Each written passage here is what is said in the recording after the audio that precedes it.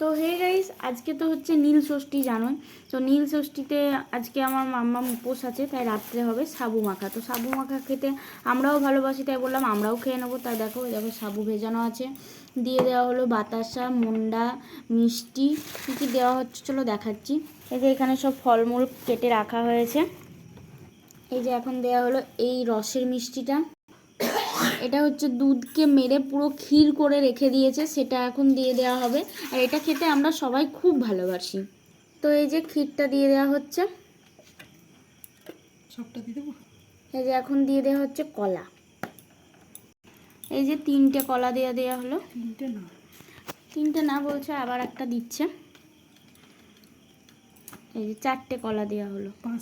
5টা 1 2 3 4 5 5টা এখন মেখে নেওয়া হচ্ছে। এই যে তো এই যে সাবু মাখা কমপ্লিট হয়ে গেছে, সুন্দর কালার এসছে না?